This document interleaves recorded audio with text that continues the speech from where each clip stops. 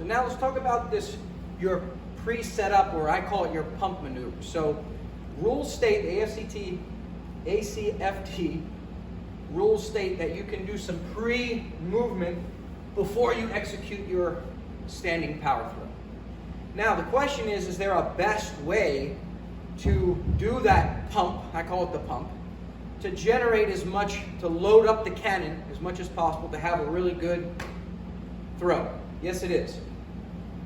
If I start higher and come down, I have a bigger preload, which means I have a bigger elastic spring loaded, boom, to then throw. So instead of just being here and do these little movements, bring it high, swing it down, and then let it go. Now you don't have to start there. You can do kind of a build-up, right? You can pump from about eye level, then go a little higher, and then I said go up on your tippy toes, come down, boom, and then launch.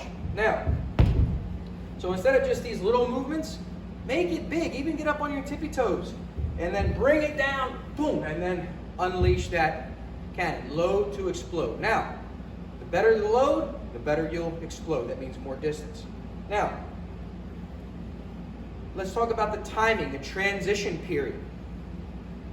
We have our load, and then we have the transition between the load and the explode. If you're into training, plyometrics, that's called the amortization phase. That's trainer nerd talk for the transition phase between one direction and the other. You want to minimize the time between loading and exploding to maximize that elastic whip. Because the longer you hold the load, so if I load up and just hold it here and then throw, I actually lose a little bit of that elastic energy that I stored up. So when you're finally ready to do your last load, so I'll let someone do 3 pumps. 2 pump, 3 pump, go! I want to make sure as soon as my, listen closely, forearms hit the insides of my thighs, boom, that's like a trigger. Bang! You let it rip.